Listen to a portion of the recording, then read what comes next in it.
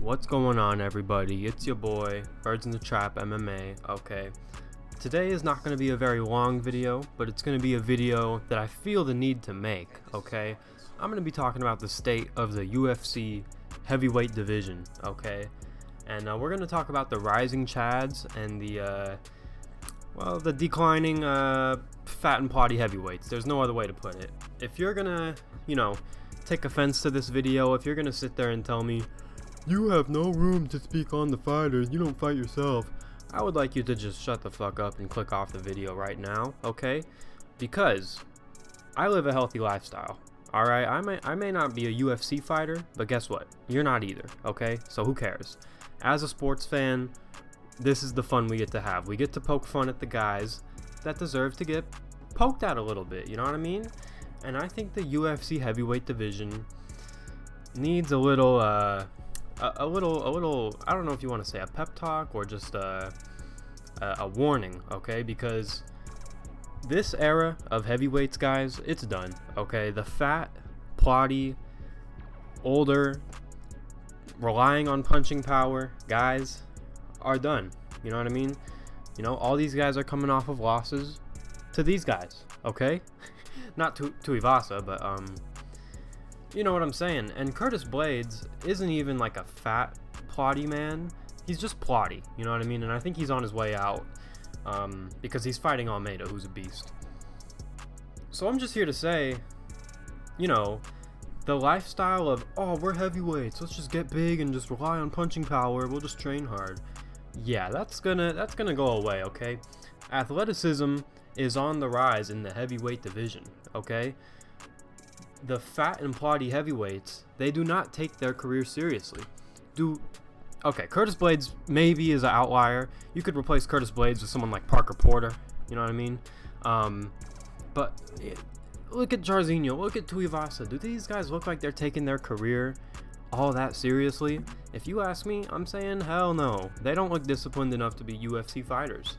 Of course, they have wins in the UFC over guys who are also fat and kind of rely on punching power. But I'm just here to say, guys, the one-dimensional striking, just looking for the one shot to put their opponent out, it's done. Guys like Aspinall, Cyril Gane, Jelton Almeida, and Sergey Pavlovich even. And listen, I think Pavlovich is a little bit plotty, but he's not a fat guy, you know what I mean? He lives a fit and healthy lifestyle. These guys want to be champion. They're putting in the work to become champions. And I respect that way more than these guys who just, oh yeah, we're heavyweights, we'll just live whatever the fuck lifestyle and, go to the fight and hopefully get the knockout. And then, they get totally outskilled. Tuivasa gets outskilled by Volkov. Tuivasa has no business fighting Volkov, you know what I mean? This is not a hit piece on these fighters, okay?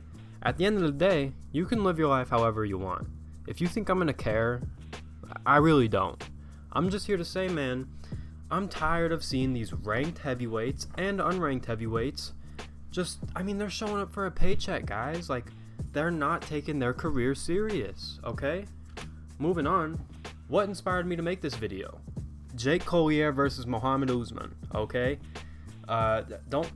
Don't worry about that typo right there, okay? There's supposed to be a space after that A. But Jake Collier was a middleweight, okay? I saw this guy's transformation on Instagram. It's not like he bulked up and he started lifting serious for a few years and, now he's swole and he's coming back at light heavyweight and he's cutting down and he's huge. You know what I mean? He just got fat. He literally just got fat. Now, I'm not trying to, specifically roast Jake Collier here because he's not the only one. But watching his fight with Mo Usman, I'm not even the biggest Mo Usman fan, but it made me want to make this video because I was like, what is he expecting? You get in there with a jacked, strong guy who totally maybe doesn't outweigh you, but outstrengths you. What are you expecting? Come on now. I can't stand these guys going in there and just being like, oh yeah, well, we have the knockout power, so who cares? And a lot of these fat guys, they don't even have knockout power. Like Parker Porter, he got his first TKO in the UFC this year. You know what I mean? So it's not like a lot of these guys have punching power. And it's funny because actually during their fights, I'll hear the commentary team being like, oh, look out for that power. Oh, it's heavyweight. Anyone can knock anyone out. That's true.